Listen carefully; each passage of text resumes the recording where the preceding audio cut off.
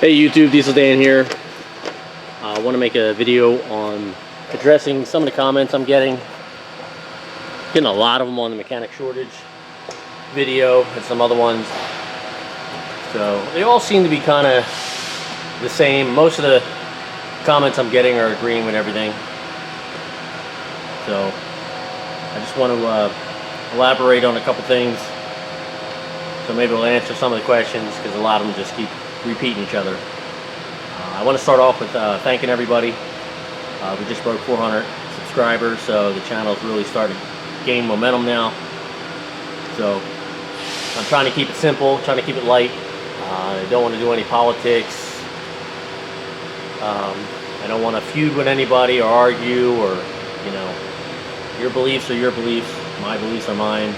If you work a certain way that I don't work, or a way I work, you don't work, that's all well and good. I'm not here to dispute that. As long as the job gets done correctly and safely, doesn't really matter. You know, I'm a little bit older, so I'm a little bit concerned about my work being on the road. It may endanger or hurt others. So, you know, when I was younger, I really didn't care about a lot of that stuff. And again, a lot of guys are agreeing with me. I'm getting comments from all over the world. You know, they're seeing the same issues with problems. Some people brought up some issues that didn't really happen to me, but happened to them. So there's a lot going on, but overall it just seems like the mechanics in general are being crapped on, and it's been going on for way too long. And, you know, I'm not perfect. A lot of it was brought on by myself in my younger days. Once I got a few years under my belt, you know, thought my shit didn't stink, stuff like that.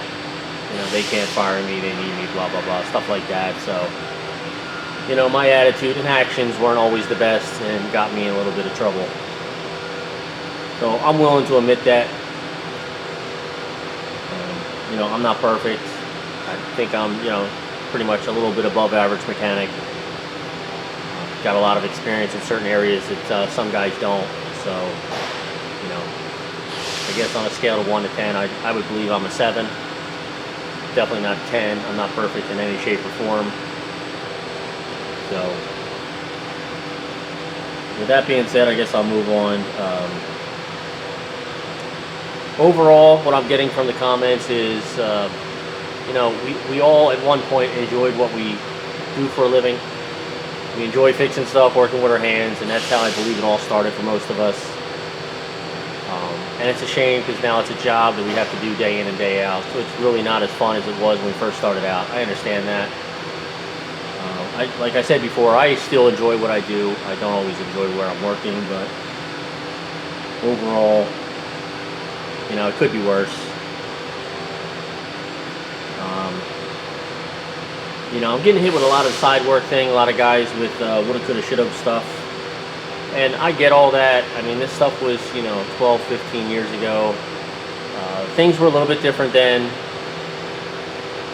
My customers was a certain breed. They were charter buses, mainly Friday, Saturday, Sunday, what they ran. Very rarely during the week, unless it was a special trip or something like that. But most of the time I had between Monday and Thursday to fix their equipment, which allowed me a lot of time to get parts and get down there and stuff like that. So it wasn't like I had a whole lot of pressure. I know a lot of guys are beating me up about payments and stuff like that. You know, I worked out the deals that I worked because it just worked for everybody. And if we didn't work something out, I wouldn't have got the side work and wouldn't have made the money. So, I mean, it is a give and take. If you're not willing to do that, that's all well and good. I hope however way you work it, you get it. But I know there's a comment about getting all the money up front. Issues with that was, at the time in Philadelphia, there was a lot of mechanics showing up, taking the money, you know, the upfront money or the large deposit, and then never showing up again. There's a lot of that going on. And then there's a few times I had to go down and clean up the mess. One mechanic actually passed away in the middle of a job, so. And then that's the craziness that was going on. So I didn't do that. If it was a large job, I took a deposit, and then I wanted the rest of the money when it was done, because that was the payday for me. That was the motivation to get down there and get it done. Some guys don't feel that way, that's fine, but that's how I worked. I let my guys run a tab, and this was from years of working with them, so I weeded out all the bad guys and got down to about 4 or 5 good customers, so I can be familiar with their equipment. So if they called me and told me it was doing this or doing that, I kind of had an idea what was going on, so I knew what to bring. So for that, it worked really well for me. And just to give you some numbers, I mean, my average customer when I was working on buses, I was averaging about $1,500 a month on repairs. So that's an average. Some months I didn't work for them at all, and so, but if you average 1,500 times 12, that's $72,000 a year. Now granted, some of that is parts and expenses and stuff like that, so it wasn't like I was pocketing that kind of money, but these are the kind of numbers I'm talking about. I was making anywhere from 30-some thousand up to 70,000 a year working side work. So it was a nice piece of change. Some years it was actually more than I was making at my regular job, so that's what worked for me. May not work for you.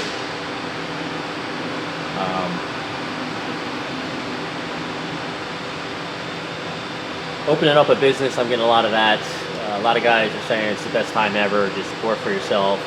I did that twice in my career. Both times it really didn't work out. Due to outside factors. First time was the economy, got crappy on me. Customers stopped paying. They stopped calling. The housing crisis was going on, so they were more worried about saving their house than keeping up on their equipment and stuff like that. So I had to go back to turning wrenches for a full-time job again. Second time I had 2 trucks. I had a guy helping me out, and some of the jobs he did wasn't the greatest, so I had to go down and redo the jobs, which sucked because he got paid to do it, and then he wouldn't answer the phone when the job shit the bed. So if I'm going to do the job twice, I might as well just do it once and keep the money for myself. So I went back to just the 1 truck and pick. It was easier just to pick and choose my own jobs. That's what worked for me. It may not work for other guys, but that's how I like doing it.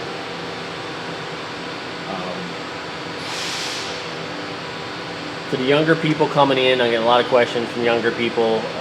Some parents are hitting me up with questions and stuff like that. In general, I would discourage anybody from getting in this career only because I see what the end result is. Yes, I wish I could have done a few things differently. I could give that advice out, but most likely they're not going to take it because I didn't when I was younger. So you're probably going to end up the same way as most of us, which is not horrible, but we're just average Joes that are going to work as long as we possibly can. And if we're lucky enough to retire, we're barely going to be able to move. The pay, I know there's a lot of creators out there. I got a couple people commented about other creators. I don't want to argue or start feuds with anybody, so I don't want to mention anybody's name. But a lot of them are preaching big numbers on what you're going to get paid. I'm in the tri-state Pennsylvania area. The pay wage in my area is anywhere from $34,000 to $65,000. It's the window that most of us are going to be in pretty much for most of our career. I do understand there are some guys that make more. Especially specialty guys and stuff like that. I have a buddy of mine that makes over 6 figures a year, but he's in a road truck about 80 hours a week. I couldn't do what he does, working in the elements day in and day out. I mean, when I was younger, I might have been for it, being out there by yourself, being your own boss, stuff like that. But that does not interest me anymore. So again, guys, I know people are making it out there, but it's not the norm. The norm is that window is what you're going to make. And unfortunately, the younger people don't have the advantage of working with some of the older wrenches to learn tricks or habits and stuff like that. And even if you did have an older gentleman that was willing to share his knowledge, a lot of the younger people just aren't interested in learning. They just want the answer. They want to do it as fast as possible so they can get back to their toolbox and play on the phone. I know I did get a comment mention that there's an older person working in the shop and he will not give out any information. I started to get like that myself. I tried to share the wealth. I felt like I was being disrespected by the younger people. They just didn't care. So I just kept it to myself. And when they asked for my help, I just told them I was busy doing whatever I was doing. Wasn't being mean or being a dick to anybody. I just pretend like I was busy and wanted to be left alone. And it only hurts the younger people because you're the ones missing out. I remember working with older gentlemen, hearing the stories, learning stuff, seeing how it was done, why they made things the way they did. He went into the whole spew of explaining things and stuff that happened to him, and that's a lot of knowledge you can't gain from schools or books. And some of them stories still stick in my head today, even help me figure stuff out, even though the technology has changed, but it may point you down a direction you might not have looked at before. But anything helps. 2 heads are better than 1, 3 is better than 2, and so on. Again, to the younger people that may want to get in this, definitely specialize in something.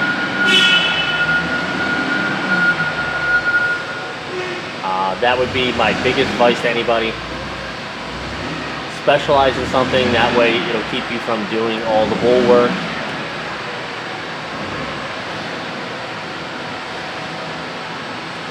We got a forklift here, hold on a second.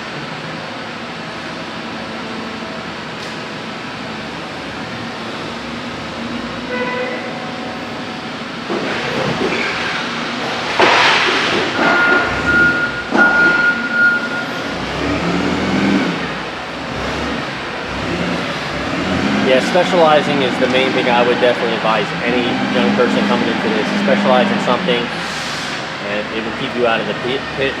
It'll keep you from doing oil changes and grease jobs. My experience is mostly engine diagnostics and air conditioning. I've done tons of the other stuff, more brakes and tires than I like to remember and stuff like that. So I've done pretty much done it all. But that's the stuff that I really specialize in. Overall, most of the wrenches out here are pretty much fleet guys just doing the everyday stuff to keep them running. The only problem with that is you're kind of going to top out at a certain rate, and that's pretty much where you're going to stay. Because you really don't have any leverage to negotiate, because you really can't do much more. And there's no shame in that. There's some guys that are just perfectly fine with that. I was always eager to learn more. So, especially in the bus world, air conditioning was the #1 big thing you had to know. And that's the one thing that made me a lot of money, especially on side work. The specialized guys, and it really helped. Overall, most of the guys are agreeing with most of the issue is coming from management. Again, like I said, a lot of us started out with great intentions, and the industry has just beat us down, spit us out, and chewed us up so bad that we just don't look at this industry the same way anymore. Everything's gone. Tool allowance, food allowance, pensions, stuff like that. All the incentives that would grab people to come into this are all gone. So, the shortage is coming, the gap is coming, and it's going to be bad. I just had a comment this morning. The comment was, hold on tight. And yeah, it's going to be bad, but guys like us are going to survive. The people that can turn wrenches and fix their own stuff will be fine. You'll probably have a lot more people coming to you for side work, especially neighbors. And they're always going to want you to take the hit for them. Back to side work. They're always going to want to shortchange the mechanic. They're always going to want to argue and negotiate with you. They're always going to want you to help them out and come on, I thought we were friends, and blah, blah, blah, blah, blah. You're going to hear every story under the sun. And you're always going to want to do it on our back, our money. And it's always been that way, and it probably always will. I don't see these people going to the doctor and complaining to them about their bills. But they're all willing to do it to us. I don't think it's right, but it is what it is. And again, I'm not here to beat anybody up. My opinions of certain mechanics is my opinion. I'm sure there's people out there that don't really care for me very much. I was told I have a very dry humor. There was a lot of guys that told me they did not like me when they first met me. And again, I work the way I work. I like to paint stuff. I like things to be clean. I want things to look presentable. That mainly comes from the bus world. It has to be that way in the bus world. I do carry it over to every job I'm at. I do take a lot of pride in my work still. I did post a short yesterday about the wheels on the trailer that I'm working on. You know, we have our tire service provides the reconditioned metal wheels. We don't have a ton of metal wheels left. We're switching them all out to aluminum, but you know, I do like to clean the metal ones up. And I was kind of getting a little beat up on that with the comments. You know, I'm making guys look bad, you know, this and that. That wasn't my intentions. That was kind of like a fun video. I was just, you know, saying, you know, I'd rather look like this than that. Our industry is, our trailers do not go up and down the road daily. They go to locations and sit. So, I work this way for a couple reasons, and the number one reason is we're really behind on annual inspections. We have 200 trailers that are overdue inspections, and before I get beat up on a bunch of comments, there's a reason for that. Some of our trailers will go to a location and sit there for multiple years, so that is a majority of why a lot of our trailers are out of inspection. For example, last month I had to go down to Delaware and inspect 4 trailers that were sitting on the property for 3.5 years. There was another guy that had to go to a location, they were sitting there for 7 years. So, you know, this is why I like to work the way I work, because I don't know the next time eyes are going to be on that trailer. So I want to make sure if I'm signing my name on it, I want to make sure it's as right as possible, safe as possible, because, you know, I don't want it on my conscience that something that I work on may hurt someone out there on the road. I want to prevent breakdowns and anything like that. I know some guys have beat me up about costs, you know, you're costing the company money, this and that. Hey, I didn't buy the equipment. I tell this to every owner or company I work for, I did not buy the equipment. It is what it is to fix it. Shortchanging, cutting corners and stuff like that, I've always seen burn the company. So, I'm not going to work that way anymore.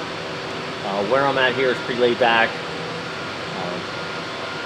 They backed most of my decisions here, and you know, even with the drivers, you know, drivers can be a pain in the butt sometimes. Overall, my guys are pretty decent here. You know, some irritate me, and I'm sure there's times I irritate them. It's just the way it works. But overall, they're decent guys. They had issues with driver seats last year, so I bought a whole crap load of driver seats. And I know another mechanic in our company here mentioned, oh, I wouldn't have spent that money. Well, you know, I don't think it's fair to the driver. You know, they are in that seat all day long. I want them to be as comfortable as possible. So yeah, I did opt to get the seats. Like air conditioning issues like that, I try to fix as soon as possible. I don't care what the cost is. It's not fair to them to drive in these trucks with no air conditioning in the summertime. You know, I want them to be as happy as possible. They work with me, I work with them. They know the part situation issues. They might have to ride with something that's not working correctly for a while. Sometimes they hem and haul, but overall we're generally on the same page. So, and again, I'm constantly looking at my trucks. Every time I walk the yard, I'm looking, peeking, keeping an eye on certain things. My drivers had mentioned to me when they go to other locations in our company, our trucks seem to look nicer and run better than their trucks. So, you know, I think that's the payoff. Some guys may not agree with that, but, you know, that's all well and good. We can not agree on that, that's fine. I'm just going to keep doing what I'm doing, and you keep doing what you're doing, and I have no problem with that.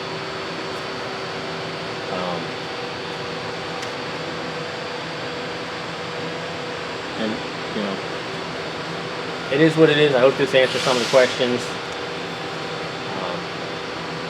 You know, would have been nice to have my own business at one point in my career, probably, but now I'm not interested in anything like that anymore.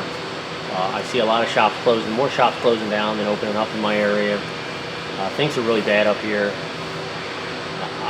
Me personally, I don't think it's worth the investment, especially with the cost of tools and stuff like that. It's going to take you a while to make it back. With the way the economy is, I don't think it's a good time to do that, but I wish anybody the best. If you want to open a company, I hope everything works perfect for you. I hope you have tons of customers with fistful of money and pay their bills on time and you have no issues. I really do. But that's not the norm. That's not how it plays out. So I wish everybody the best. And, you know, again, thank you for watching the videos, liking, and I'll keep them coming. And just know, guys, I'm not trying to make anybody look bad. Some of these videos were meant to be a little sarcastic, a little funny, maybe helpful, you know, maybe a little bit educational for some guys, you know, and enjoy them. That's all I'm here to do. And that's it for this one. All right, thanks. To the next one.